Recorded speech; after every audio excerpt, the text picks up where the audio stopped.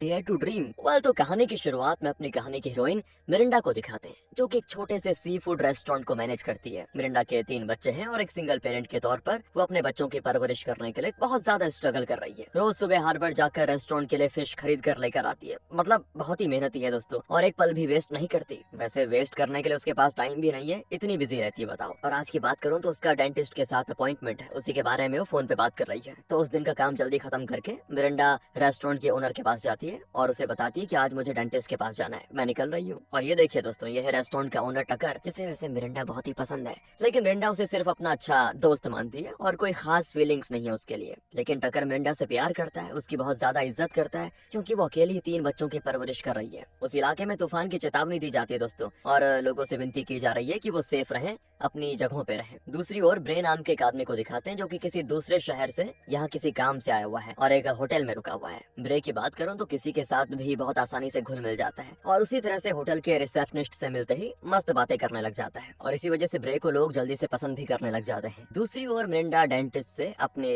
दांत की जांच करवाती है, तो वो बताते हैं कि दांत बहुत ही डैमेज हो चुका है, उसे उखाड़ना पड़ेगा और बाकी दांतों की सफाई करनी पड़ेगी, लेकिन उसके लिए कम से कम $1000 तो लगेंगे ही। मिरिंडा तो चौंक जाती है कि 1000, तो वो कहते हैं हाँ, आपके केस में ये जरा कॉम्प्लिकेटेड प्रोसेस है। लेकिन दोस्तों यार, मिरिंडा लेके कहाँ से आएगी इतने पैसे? उसके सर पे ऑलरेडी उधार का पहाड़ चढ़ा हुआ है, क्योंकि 3 बच्चों को पाल रही है अकेले, पूरे घर का खर्चा ऊपर से। अब इतना आसान तो है नहीं उसके लिए। तो वो कहती है कि जब मेरे पास इतने पैसे जमा हो जाएंगे तब देख लूंगी मैं। बेचारी निकल जाती है ये कहकर। दूसरी ओर ब्रेक सील्ड एनवलप लेकर किसी से मिलने जा रहा होता है। लगता है बहुत ही जरूरी डॉक्यूमेंट है वो, इसलिए सील किया गया है। असल में ब्रे वो एनवलप मिरिंडा को देने आया हुआ है। घर पे कोई होता नहीं सिवाय मिरिंडा के बेटे ग्रेग के। उसकी तबीयत जरा खराब है दोस्तों, तो आज वो स्कूल नहीं गया था। ब्रे को देखते वो पूछता है, आप बैंक से आए हैं क्या? असल में मैंने बताया ना आपको, मिरिंडा ने बैंक से काफी ज्यादा उधार लेके रखा हुआ है, जिसकी वजह से बैंक वाले अपने एजेंट्स को भेजते रहते हैं। इसीलिए ग्रेग को लगा कि ये भी बैंक से आया होगा। तो ब्रे कहता है, नहीं नहीं, मैं तो बस तुम्हारी माँ को ये एनवलप डिलीवर करने आया हूँ। कहाँ है तुम्हारी माँ? ग्रेग कहता है, माँ तो बाहर गई है, आप उस एनवलप को दरवाजे के पास रख लीजिए,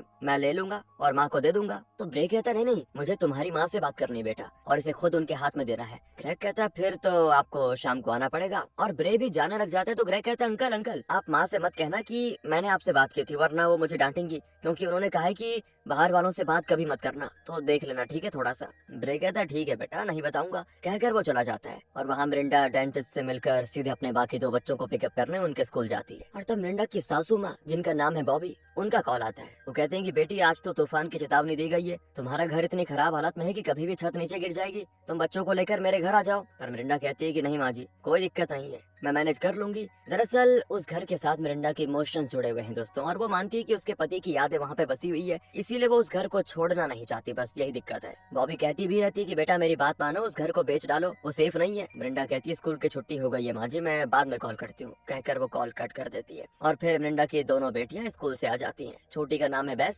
और बड़ी का मिजी। बेस बहुत उदास लगती है और बताती है कि मेरी क्लासमेट के घर में घोड़ा पाला जा रहा है, मुझे भी घोड़ा चाहिए। मिजी का मुंह भी लटका होता है। तो मिरिंडा पूछती, तुम्हें क्या हो गया अब? वो कहती है कि मेरा बर्थडे आने वाला है ना, तो सोचती हूँ अगर मैं अपने फ्रेंड्स को एक अच्छी सी पार्टी दे पाती तो कितना बढ़िया रहता। मेरी एक क्लासमेट का अभी बर्थडे आ रहा है, उसने तो फूड ट्रक अरेंज करके रखा हुआ है, बहुत ही दमदार पार्टी देने का प्लान बनाया है माँ। तो मिरिंडा कहती, बेटा तुम दोनों घर की हालात जानते हो ना, हमारे पास उतने पैसे नहीं है कि हम उनकी बराबरी कर सके। हाँ, पर माँ कोशिश कर रही है ना बेटा। लेकिन दोस्तों, बच्चों की शिकायतें खत्म नहीं होती।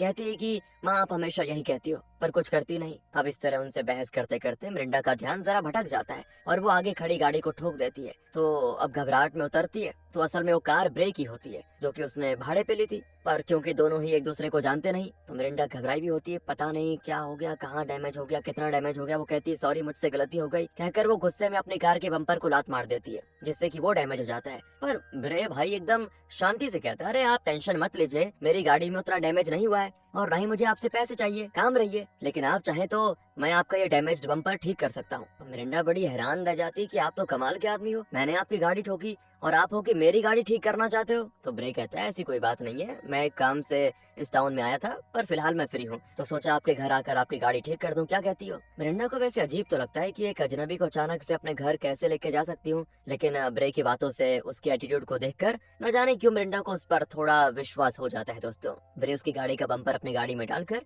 मिरिंडा के पीछे पीछे अपनी गाड़ी तो निकाल लेता है। पर मिजी मिरिंडा को डांटती है कि आप तो हमेशा हमें एडवाइस देती रहती है कि बाहर वालों से ज्यादा घुलना मिलना नहीं चाहिए, और अब आप ही इस आदमी को अपने घर लेके जाना चाह रही हो, ना जान पहचान तो फिर क्या है। तो मिरिंडा कहती है बहुत अच्छा इंसान मालूम होता है बेटा, और हमारी गाड़ी ठीक करना चाहता है तो उसमें बुरा क्या है। तभी जब वो घर पहुंचते हैं तो ब्रे तो हैरान हो जाता है कि अरे ये तो वही घर है जहाँ मैं एनवलप देने के लिए आया था, लेकिन शायद उस एनवलप में बहुत ही इंपॉर्टेंट चीज है दोस्तों। तो ब्रे को लगता है इसे मिरिंडा के हाथ में देने का ये सही वक्त नहीं है, इसलिए फिलहाल तो वो उसे मिरिंडा को नहीं देता और अपना परिचय देता है। फिर मिरिंडा भी अपना नाम बताती है और अपने बच्चों का भी इंट्रोडक्शन देती है। लेकिन मिजी को ब्रे का यहाँ पे आना अच्छा नहीं लगता, क्योंकि वो एक अजनबी है। ग्रेग भी ब्रे को देखकर हैरान हो जाता है कि ये तो माँ को एनवलप देने के लिए आया था, लेकिन अब माँ के साथ ही आ गया है, क्या है ये। लेकिन वो फिलहाल एक भी शब्द नहीं कहता। वैसे वो तो ऑलरेडी ब्रे से मिल चुका है, उससे बात भी कर चुका है। अब उसको ये डर है ना कि अगर माँ को पता चला कि मैंने ब्रे से बात करी तो माँ तो मुझे डांटेंगी, इसलिए वो चुप ही रहता है। फिर ब्रे मिरिंडा की कार ठीक करने में लग जाता है दोस्तों, और ग्रेग से पूछता है कि तुम्हारे घर में कार के टूल्स हैं क्या।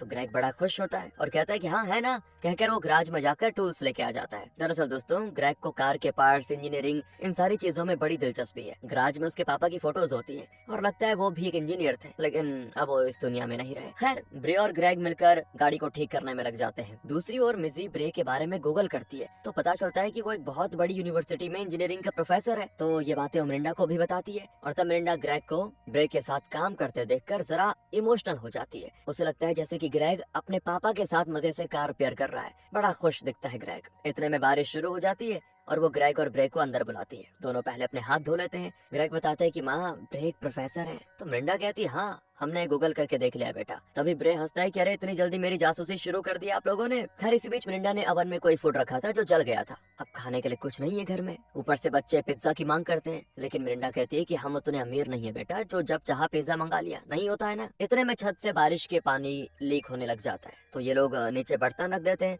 जैसे होता है दोस्तों कच्चा हाउस में। तो बहस बड़ी उदास बैठी होती है। तो ब्रे पूछता है क्या तुम्हें पिज्जा चाहिए। वो कहती है हाँ, लेकिन इस वक्त कौन ला कर देगा। तो दोस्तों ब्रे एक मैग्नेट हाथ में लेता है और कहता है कि इंसान भी मैग्नेट की तरह होते हैं। जिस तरह ये लोहे की चीजों को अपनी ओर खींच लेता है ना, उसी तरह अगर हम चाहें और पूरे मन से चाहें तो किसी भी चीज को अपनी ओर खींच सकते हैं। अब तीनों बच्चे पिज्जा पिज्जा के नारे लगाने लग जाते हैं ताकि वो किसी पिज्जा डिलीवरी मैन को अपने घर की ओर खींच सके। हाँ मिरिंडा हंसती है कि क्या पागलपन है ये, ब्रे तो तुम्हारे साथ मजाक कर रहा है बच्चों, और तुम हो कि उसी को सच मानकर ये हरकतें कर रहे हो। इतने में ये क्या दोस्तों, डोरबेल बज जाती है और ये क्या, सच में एक पिज्जा डिलीवरी मैन आया होता है। सभी चौंक जाते हैं और ब्रे से पूछते हैं क्या आपने ऑर्डर किया था। ब्रे कहता है गॉड प्रॉमिस मैंने कुछ नहीं किया। डिलीवरी मैन कहता है कि टकर नाम के किसी ने ऑर्डर किया था, मतलब असल में टकर ने इनके लिए पिज्जा और बर्गर ऑर्डर किया था, और ब्रे के कहने पे उसका डिलीवर होना ये कोइंसिडेंस था और कुछ नहीं। लेकिन बच्चों को ब्रे बहुत अच्छा लगने लगता है और वो मानने लग जाते हैं कि ब्रे ने सच में कोई मैजिक किया होगा जिससे हमारे लिए पिज्जा और बर्गर आ गया। अब दोस्तों ब्रे बातें भी बड़ी अच्छी करता है और सभी काफी एंटरटेन होते हैं उससे।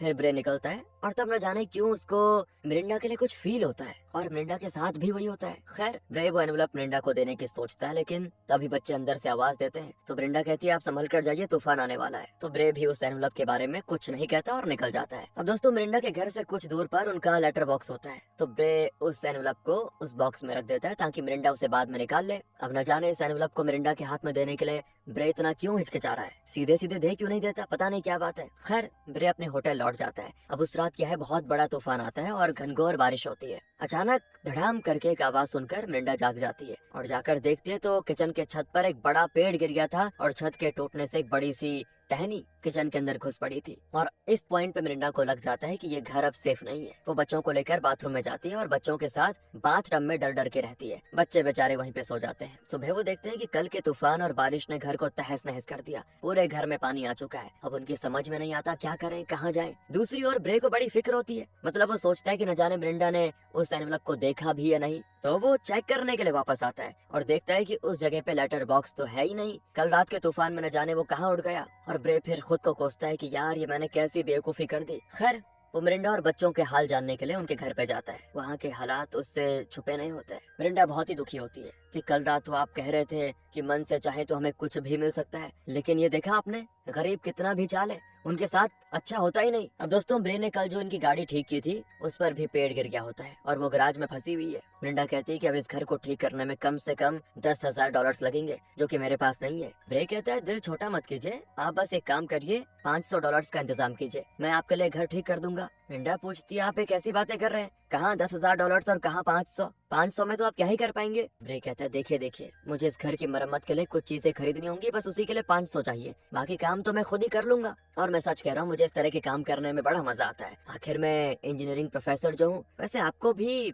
पैसे देने की जरूरत नहीं है, मैं काम पूरा कर देता हूँ, फिर मेरा काम देखकर आप जितना चाहें उतना दे सकती है, मुझे तो बस काम करने से मतलब है। इस तरह वो कैसे भी करके मिरिंडा की किसी तरह से मदद करने का पूरा मन बना लेता है। अब इसकी वजह क्या है दोस्तों, ये शायद आगे जाकर पता चलेगा। और वैसे मिरिंडा उसे इनकार नहीं कर पाती और मान जाती है। और तब बच्चों की दादी यानी कि बॉबी आ जाती है। बच्चे उसके पास भाग कर जाते हैं और कल रात की बातें करते हैं। वो तो और परेशान हो जाती है कि मैंने कहा था ना तुम्हें कि मेरे घर आ जाओ, तुम्हारी माँ बड़ी जिद्दी है। इतने में ब्रे आ जाता है तो दादी पूछती है ये कौन है, तो बच्चे बताते हैं कि इनका नाम ब्रे है। ग्रे कहता है अरे ये कार बहुत ही अच्छे से रिपेयर करते हैं दादी। बैस कहती है इन्होंने मैजिक किया। तान हो जाती है कि एक ही दिन में ये बच्चे इस अजनबी के बारे में इतनी सारी बातें जान चुके हैं, बताओ। वो भी ब्रे से मिल लेती है। वैसे ब्रे मरम्मत की कुछ चीजें लेने चला जाता है। फिर तो बॉबी कहती है कि बच्चों तुम्हारे स्कूल में 3 दिन की छुट्टी दी गई है, सभी अपने कपड़े पैक करो और 3 दिन दादी के घर रहना, खूब मस्ती करेंगे, ओके। तो बच्चे खुश हो जाते हैं। फिर वो मिरिंडा से पूछती है कि बच्चे कह रहे हैं कि तुम सड़क पे इस आदमी से मिली थी और घर लेकर आ गई। अरे इस तरह से कौन लेके आता है किसी को अपने घर पे, वो भी एक अजनबी को।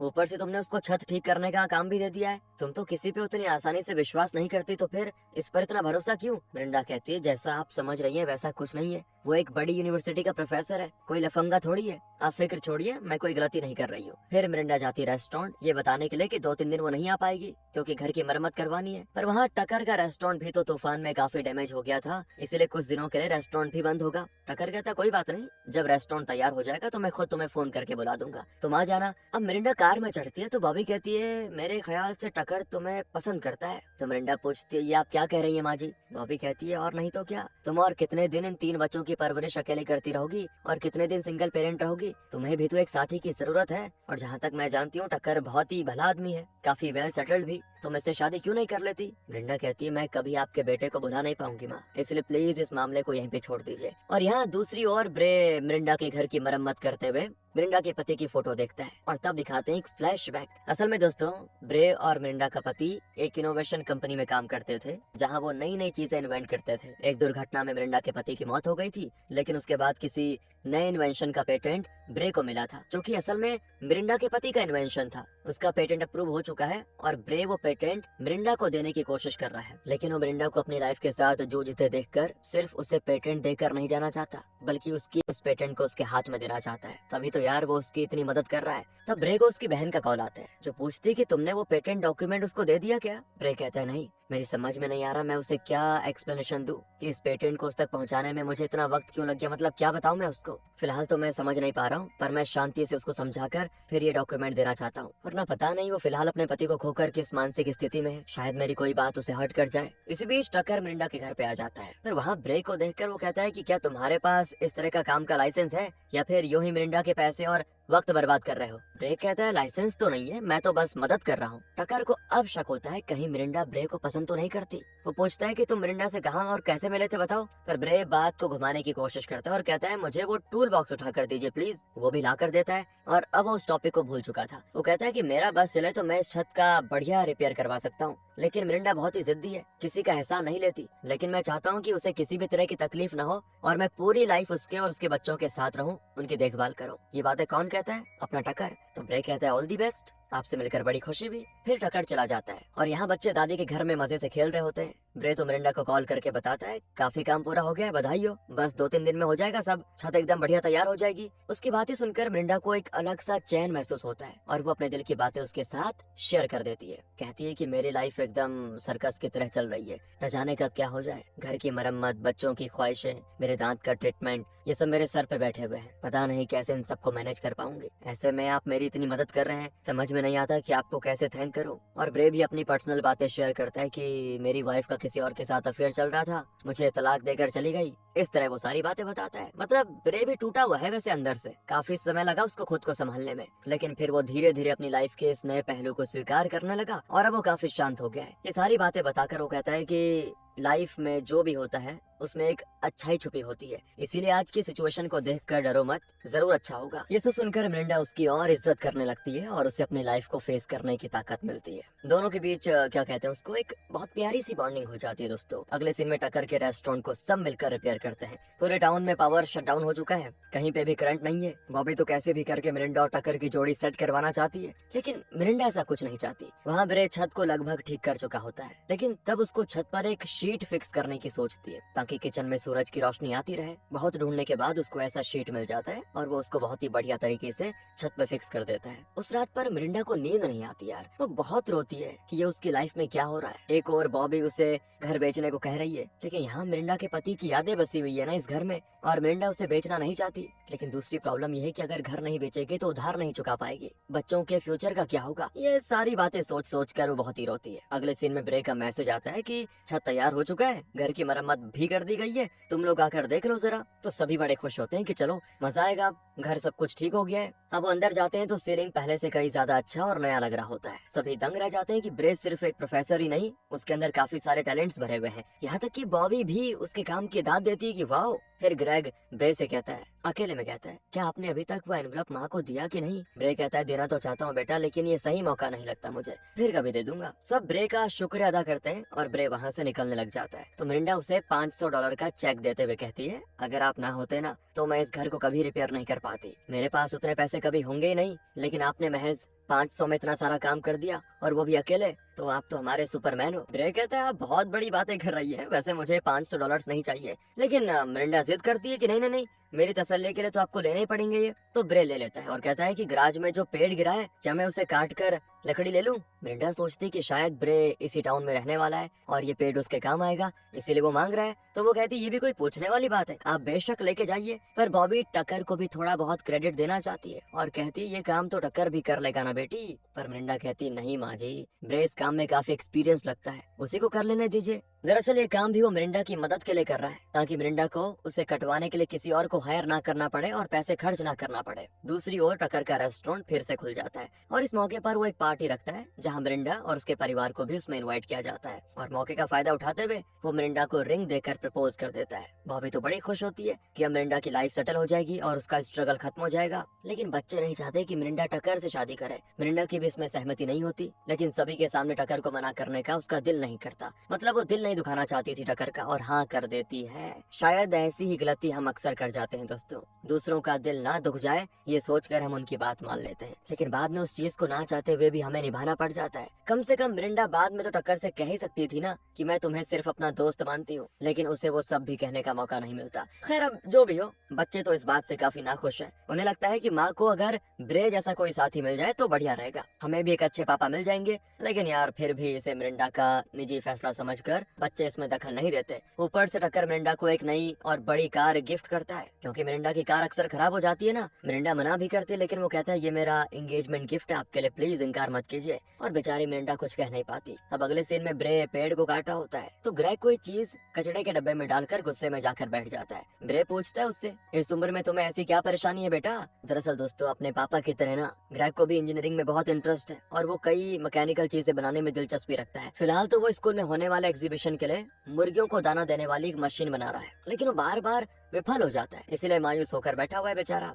तो ब्रे कहता है कि इसमें इतना उदास होने की क्या बात है, चलो मैं देखता हूँ। कहकर वो उसकी बनाई हुई मशीन देखकर बड़ा दंग रह जाता है, क्योंकि ये बच्चा इतनी छोटी उम्र में इतनी बारीकियों से भरी इस मशीन को बना पाया, कमाल की बात है। उसमें वैसे छोटी सी खराबी होती है जिसको ब्रे बड़ी आसानी से ठीक करके चालू करने में सफल हो जाता है। ये देखकर ग्रेग का 7वें आसमान पे पहुंच जाता है एटीट्यूड मतलब कॉन्फिडेंस। दूसरी ओर मिजी परेशान है, क्योंकि वो अपने बर्थडे पे एक पार्टी देना चाहती है। अब उसको डर है कि अगर वो एक ग्रैंड पार्टी नहीं देगी तो उसके सारे फ्रेंड्स उसके बर्थडे में ना आकर दूसरी लड़की के बर्थडे में चले जाएंगे, जो कि काफी मालदार है और अपनी पार्टी में फूड ट्रक का इंतजाम करने जा रही है। पर ब्रे के पास बहुत कमाल का बंदा है यार, हर चीज का सोल्यूशन होता है। वो कहता है कि जो फ्रेंड सिर्फ एक ग्रैंड पार्टी के लिए तुम्हारा बर्थडे छोड़कर किसी दूसरे की पार्टी में चले जाएंगे, वो शायद तुम्हारे सच्चे फ्रेंड्स है ही नहीं। तुम सिर्फ उन 3-4 क्लोज फ्रेंड्स को इनवाइट करो जो कि तुम्हें अहमियत देकर तुम्हारे बर्थडे पे आएंगे, तुम्हें विश करेंगे। उन फ्रेंड्स के लिए तुम एक छोटी सी पार्टी रख लेना, वो भी खुश और तुम भी खुश, खर्चा करने की ज्यादा जरूरत नहीं है। और मिजी का चेहरा एकदम से खिल जाता है, कहती है कि आप तो सच में लाजवाब हो, हर समस्या का हल आपके पास कमाल है और मैं वैसा ही करूंगी, थैंक्स इस बढ़िया एडवाइस के लिए। तभी मिरिंडा नई कार में आ जाती है तो मिजी पूछती मम्मा ये किसकी कार है। मिरिंडा उसे बताती है कि टकर ने गिफ्ट किया। वो ब्रे से कहती है कि मेरी एंगेजमेंट हो गई है। ओ तब जाकर ब्रे को पता चलता है, लेकिन वो अपने इमोशंस जरा भी नहीं दिखाता और सिर्फ उसे बधाई देता है। मिजी मिरिंडा से कहती है कि माँ मुझे बर्थडे के लिए कोई बड़ी पार्टी नहीं चाहिए, बस अपने 4-5 फ्रेंड्स को इनवाइट करूंगी और पार्टी में हम मस्त रंग बिरंगी कैंडीज बनाएंगे, खत्म। ब्रे ने मुझे बहुत ही बढ़िया एडवाइस दी है, आप भी मेरी पार्टी में जरूर आना, कहकर मिजी चली जाती है। मिरिंडा यहाँ पे ब्रे को जितना थैंक करे कम है दोस्तों, क्योंकि वो जब भी आता है ना इनका कोई ना कोई प्रॉब्लम सॉल्व करके जाता है। तो मिरिंडा डगमगा जाती थोड़ी, क्योंकि उसकी समझ में नहीं आता वो इस भले आदमी की मदद का कर्ज कैसे चुका पाएगी। पर ब्रे कहता है कि इसमें इतना इमोशनल होने की जरूरत नहीं है, हम सब अपनी लाइफ में दूसरों के लिए छोटे छोटे चीजें करते रहते हैं, तभी तो इंसान कहलाते हैं। मेरे पास टाइम है इसीलिए मैं ये सब कर रहा हूँ, बाकी आपको मेरे बारे में इतना सोचने की जरूरत नहीं है, आप टेंशन मत लीजिए और चैन से रहिए। इन्हें बात करते हुए बॉबी देख लेती है और जब मिरिंडा अंदर आती है तो पूछती है कि टक्कर से तुम्हारी एंगेजमेंट हो चुकी है बेटी, ऐसे में इस आदमी के साथ इतना घुलना मिलना ठीक नहीं है, थोड़ा ध्यान से। तो मिरिंडा कहती है कि माँ जी आप जैसा सोच रही है ना वैसा कुछ नहीं है। दोस्तों एक चीज बताऊं, असल में वो ये सारी चीजें कह तो रही है लेकिन कहीं ना कहीं उसके दिल में ब्रे के लिए फीलिंग्स हैं, वो ब्रे को खोना नहीं चाहती। इस बीच ग्रेग आकर बताता है कि ब्रे ने उसकी नई मशीन बनाने में बहुत मदद की। अगले दिन मिरिंडा टकर से बात कर रही होती है और तब वो बात बात पे ब्रे का जिक्र करती रहती है कि उसने मेरी बेटी को ऐसा एडवाइस दिया और वो तुरंत समझ गई। ग्रेग के प्रोजेक्ट में उसने कितना कुछ किया, घर की मरम्मत की, वो सच में हर चीज में एक्सपर्ट मालूम होता है और दिल का भी बहुत ही अच्छा आदमी है। अब जाहिर सी बात है दोस्तों टकर को थोड़ी जलन तो होगी। वो कहते हैं एक बात बताओ, तुम हमेशा उस अजनबी के बारे में बातें करती रहती हो, क्यों? प्लीज आइंदा उसे घर में मत आने देना, मुझे वो आदमी ठीक नहीं लगता। लेकिन मिरिंडा के कानों में जैसी उसकी कोई बात घुसी ही नहीं, वो बस ब्रे के बारे में सोचती रहती है। अगले सीन में मिजी का बर्थडे होता है। ब्रे ने उसके लिए एक बहुत ही अच्छा सा केक ऑर्डर किया होता है, लेकिन टकर ब्रे को नीचा दिखाने के लिए उससे भी बड़ा केक लेके आ जाता है जिसमें इनकी फैमिली फोटो तक बनाई गई है। मिजी के फ्रेंड्स भी आ जाते हैं, पार्टी में सभी एंजॉय करते हैं। पर इस बीच बॉबी की नजर एक न्यूज आर्टिकल पर पड़ती है जिससे पता चलता है कि मिरिंडा के पति यानी बॉबी के बेटे ने ग्रीन एनर्जी रिकवरी के सिलसिले में एक इन्वेंशन किया था, लेकिन बाद में ब्रे ने उस इन्वेंशन के पेटेंट के लिए अप्लाई किया था। तो अब बॉबी कहती है कि मेरे बेटे के इन्वेंशन का पेटेंट ब्रे ने ले लिया, जैसे कि उसने खुद वो इन्वेंशन किया हो। वो चोर है बेटी, मैंने तो पहले ही कहा था उस पर विश्वास मत करो। तुम्हारे पति के काम का सारा क्रेडिट वो लेने जा रहा है, शायद बदले में तुम्हारे लिए जानबूझ के सब कर रहा है ताकि भला आदमी दिखे सबके सामने। हम मिरिंडा पहले तो बिलीव नहीं कर पाती कि ब्रे ने ऐसा कुछ किया, लेकिन वो उस न्यूज़पेपर कटिंग को ले जाकर ब्रे से सीधे मुंह पूछ लेती है कि तुम यहाँ पे क्यों आए थे, क्या तुमने मेरे पति मैट के साथ काम किया था? वो कहता है कि हाँ, और उसके आगे कुछ और कहने की कोशिश करता है, लेकिन मिरिंडा एक पल भी उसे बोलने नहीं देती और झट से सभी के सामने थप्पड़ मार देती है उसको। लेकिन फिर भी ब्रे गुस्सा नहीं होता और शांति से एक्सप्लेन करता है कि मैट और मैं एक ही रिसर्च कंपनी में काम कर रहे थे, उसके इन्वेंशन में उसे कुछ डाउट्स थे और उसने मुझसे मदद मांगी और मैंने भी अपनी तरफ से पूरे सुझाव दिए। हम दोनों उसे पूरा करने में लग गए, लेकिन किस्मत को कुछ और ही मंजूर था। एक फ्लाइट एक्सीडेंट में मैट की मौत हो गई, मैं भी उसके साथ था, लेकिन मेरी किस्मत अच्छी थी कि मैं बच गया। अब ब्रे बताता है कि मेरा जिंदा बचना सिर्फ मेरी खुशकिस्मती नहीं, बल्कि उसका कारण मेरे अंदर का वो जोश था कि मैट ने जो काम शुरू किया उसे मुझे पूरा करना है। बस इसी जोश से मैं बचा। जब मेरे घाव भर गए तो मैंने फिर से उस इन्वेंशन पे काम शुरू किया और आखिर में मुझे सफलता मिली। मैंने उसका पेटेंट अप्लाई किया जो मुझे मिल भी गया। अगर मैट ना होता तो ये इन्वेंशन कभी नहीं हो पाता और मुझे लगा कि उस पेटेंट और उसके बेनिफिट्स की हकदार तुम हो, इसीलिए उसे तुम्हारे हवाले करने में आ गया था। लेकिन तुम मैट को खोकर बहुत ही दुखी थी, अपनी और अपने परिवार की परवरिश के लिए तुम बहुत ही स्ट्रगल कर रही थी, इसीलिए मैं सबसे बस होटल आ जाता है। वो रिसेप्शनिस्ट को एक और एनवलप देता है और उसे मिरिंडा का एड्रेस देकर कहता है प्लीज ये एनवलप उसे दे दीजिएगा। तो वो कहती फिक्र मत करो, मैं खुद जाकर दे दूंगी। अगले ही दिनों मिरिंडा के घर आकर उसे वो एनवलप देती है और बताती है ब्रे ने इसको आपको देने के लिए कहा था। एक बात बताऊं, शुरू में तो वो सिर्फ एक दिन के लिए आया था ताकि ये एनवलप आपको दे सके, लेकिन शायद आपकी मदद करने के लिए वो कुछ और दिन रुक गया। बहुत अच्छा इंसान है वो। उसके जाने के बाद अब मिरिंडा को बहुत ही बुरा लगता है कि मैंने ब्रे को कितना गलत समझा, उसकी इंसल्ट कर दी। और तब ग्रेग भी बताता है कि वो आंटी सच कह रही थी। उस दिन जब मैं घर पे था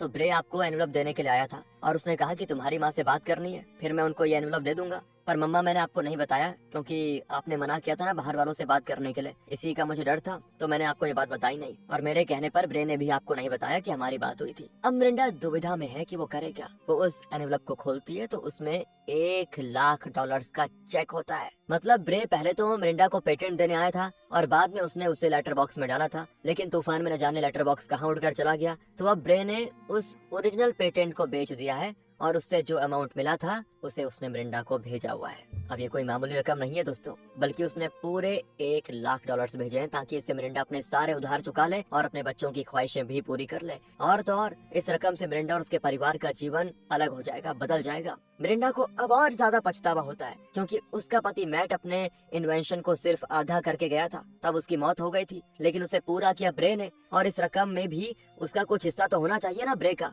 लेकिन ब्रे का दिल इतना बड़ा है कि उसने सब कुछ मिरिंडा को दे दिया, अपने मरे हुए दोस्त की वाइफ को दे दिया। बताओ यार। लेकिन ब्रे के पास पैसों की कमी नहीं है, ये भी एक वजह हो सकती है वैसे। खैर जो भी हो, मिरिंडा के सर से जैसा बहुत बड़ा पहाड़ उठ गया होता है। अब उसे उधार चुकाने के लिए स्ट्रगल नहीं करना पड़ेगा और ना ही उसे बच्चों के फ्यूचर की चिंता करने की जरूरत होगी। बच्चे भी बड़े खुश होते हैं। मिरिंडा उनसे पूछती है, तुम लोग जो कुछ भी चाहते हो मांग लो, मैं तुम्हारी हर ख्वाहिश पूरी करूंगी। पर वो कहते हैं कि आपकी ख्वाहिश क्या है माँ, ये बताइए, क्या आप सच में टक्कर से शादी करना चाहती है? मिरिंडा कहती नहीं, लेकिन तुम्हारी दादी के कहने पर और तुम सबके फ्यूचर के बारे में सोचकर मैंने टक्कर से शादी करने के लिए हाँ कर दी। पर वो लोग कहते हैं कि नहीं माँ, ये आपकी लाइफ है, दूसरों की खातिर अपनी लाइफ के लिए गलत फैसले मत लो। आपको अगर इस शादी से इनकार है तो प्लीज मत कीजिए शादी। मिजी कई दिनों से अपने स्टडीज के लिए एक लैपटॉप मांग रही थी, तो मिरिंडा कहती ठीक है, कल ही जाकर खरीदेंगे। अगले दिन वो लैपटॉप खरीदने जाते हैं और घर लौटते वक्त ग्रेग कहता है कि माँ जरा गाड़ी रोको, वो भी रोक देती है। तो वहाँ इनका वो लेटर बॉक्स पड़ा होता है जो कि तूफान में पहुंच गया था। उसके अंदर वो एनवलप होता है जिसे ब्रे लाया था, जिसे उसने लेटर बॉक्स में डाल दिया था। अब मिरिंडा को पूरी तरह से विश्वास हो जाता है कि ब्रे सच कह रहा था और ऐसे अच्छे इंसान पर उसने इतना बड़ा इल्जाम लगाकर उसका दिल दुखा दिया। फिर भी देखो ना यार, ब्रे ने मिरिंडा और उसके परिवार की भलाई सोची। फिर वो घर आ जाते हैं तो मिसी मिरिंडा से बातों ही बातों में कह देती है कि जब ब्रे यहाँ था तो हम सब कितने खुश थे ना, है ना माँ? और न जाने मुझे क्यों लगता है कि आपको टक्कर से ज्यादा ब्रे पसंद है। ब्रे ने मुझे सिखाया है कि अगर तुम्हें किसी बात से ऐतराज हो तो उसी पल सीधे सीधे जाहिर कर दो। अगर बात को टालती रहोगी तो अंत में तुम्हें मजबूरन वो सब करना पड़ेगा जो तुम नहीं करना चाहती। वही बात मैं आपसे कहना चाहती हूँ माँ। और मिरिंडा जानती है कि मिसी की बात 16 आने सच है, लेकिन फिर भी वो झट से टक्कर को मना करके उसका दिल नहीं दुखा सकती ना। पर मिसी कहती कि माँ, और कितने दिन आप दूसरों के लिए जीती रहोगी, अपने लिए भी जीना सीख लो। इस तरह वो बड़ों की तरह बात करती है तो मिरिंडा एक और अपनी बेटी को लेकर प्राउड फील करती है, तो दूसरी ओर उसे हैरानी होती है कि कुछ ही दिनों में ब्रे ने मिसी पर इतना बड़ा प्रभाव डाला है। बताओ यार। खैर अब काम के वक्त भी मिरिंडा को ब्रे की याद आती रहती है। वो सोच में पड़ जाती है कि ब्रे को कॉल करूं या ना करूं। कंफ्यूजन में मिरिंडा अपने पति मैट के कब्र पे जाती है और उसे अपने दिल की दुविधा सुनाती है। तब उसका माइंड थोड़ा क्लियर होता है और वो तुरंत टक्कर से मिलने जाती है। उसके दी हुई कार की चाबी और उसका एंगेजमेंट रिंग दोनों ही उसे लौटाते हुए उससे माफी मांगती है कि मैं तुम्हारी फीलिंग समझ सकती हूँ टक्कर, मैं तुम्हारी बहुत ही इज्जत करती हूँ, लेकिन मैंने कभी तुमसे शादी करने के बारे में सोचा ही नहीं था। उस दिन तुमने अचानक से प्रपोज कर दिया और मैं भी बहुत कंफ्यूजन में थी। ऊपर से माँ जी ने ठान लिया था कि वो मेरी शादी टक्कर से करवा के रहेंगी, तो मैंने मजबूरन हाँ कर दिया। लेकिन मैं सच कहूँ तो मैं ये शादी नहीं करना चाहती। मुझे उम्मीद है कि तुम मेरी भावनाओं को समझोगे। और यहाँ टक्कर की तारीफ करनी होगी, बहुत ही जेंटलमैन की तरह सारी चीजें हैंडल करता है। कहता है कोई बात नहीं, तुम्हें अपनी लाइफ का हर फैसला लेने का पूरा हक है, तुम्हें जो सही लगे वही करो, एंड ऑल दी बेस्ट। यहाँ मिरिंडा की आंखें भर आती हैं और उसकी लाइफ में एक और टक्कर जैसा अच्छा इंसान आया तो दूसरी ओर ब्रे जैसा नेक और भला इंसान। खैर मिरिंडा रेस्टोरेंट की नौकरी छोड़ देती है और घर आकर बॉबी को बताती है ब्रे का इरादा कितना नेक था ना, हम ही उसे गलत समझ बैठे। अब मिरिंडा अपने घर बेचने के लिए तैयार हो जाती है और बॉबी से कहती है आप ही एक अच्छा बायर ढूंढ लाइए। दरअसल बॉबी कभी रियल एस्टेट का बिजनेस करती थी। फिर मिरिंडा ब्रे के घर पे जाती है तो वहाँ एक औरत को देखकर वो चौंक जाती है। ब्रे ने कहा था ना उसका डिवोर्स हो चुका है, लेकिन कहीं उसकी नई गर्लफ्रेंड तो नहीं। यही सारी बातें सोचकर मिरिंडा कंफ्यूज होती है, लेकिन वो औरत असल में उसकी बहन है। और जब मिरिंडा अपना नाम बताती है तो वो तुरंत पहचान जाती है और कहती है कि ब्रे ने आपके बारे में बहुत कुछ बताया है मुझे, मैं उसकी बहन हूँ। ये सुनने के बाद तब जाके मिरिंडा को तसल्ली होती है। पूछती है कि ब्रे कहाँ पे है, तो उसकी बहन कहती है कि आपसे मिलने आपके घर गया हुआ है। मिरिंडा शॉक कि आप क्या कह रही है। वो कहते हैं कि हाँ सच कह रही हूँ, आप अपने घर जाइए, वो भी वहीं पे होगा। और यहाँ मिरिंडा की खुशी का ठिकाना नहीं होता दोस्तों, गाड़ी लेकर निकल पड़ती है। जिस तरह मिरिंडा ब्रे को मिस कर रही थी वो भी मिरिंडा को बहुत मिस कर रहा था, इसीलिए उससे मिलने के लिए चला गया। रास्ते में मिरिंडा ब्रे को कॉल करती है, दोनों कार ड्राइव करते हुए बातें करते हैं। इतने दिन इन्होंने एक दूसरे के लिए अपना प्यार दिल में छुपा के रखा, लेकिन आज दोनों ही अपने प्यार का इजहार करते हैं और एक दूसरे से माफी भी मांग लेते हैं। दोनों कॉल पे डिसाइड करते हैं कि कॉफी शॉप में मिलेंगे। मिरिंडा उस कॉफी शॉप के पास गाड़ी रोक कर उतरती है, वहाँ ब्रे उसका इंतजार कर रहा होता है। मिरिंडा उसके पास जाती है और दोनों बिना कुछ कहे एक दूसरे को समझ पाते हैं। कॉफी शॉप के अंदर जाने से पहले दोनों किस कर लेते हैं। अब यहाँ से कुछ महीनों के बाद दिखाते हैं कि मिरिंडा ने अपना घर बेच लिया और अब मिरिंडा, मिजी, ग्रेग और बेस सभी ब्रे के घर में रहने लग जाते हैं। क्रिसमस के लिए सभी घर को बढ़िया सजाते हैं और तब कोई आवाज सुनकर सभी बाहर आते हैं तो ब्रे बेस के लिए घोड़ा लाया होता है, जो कि उसकी कई दिनों से ख्वाहिश थी। घोड़ा देखकर बेस तो उछलने लग जाती है और उस बच्चे की खुशी देखकर बाकी लोग सब बड़े खुश होते हैं। इसी खुशी के साथ the secret dare to dream कहानी खत्म होती है। बाकी मिलते हैं आपसे अगली वीडियो में। अच्छी लगी हो तो लाइक करें।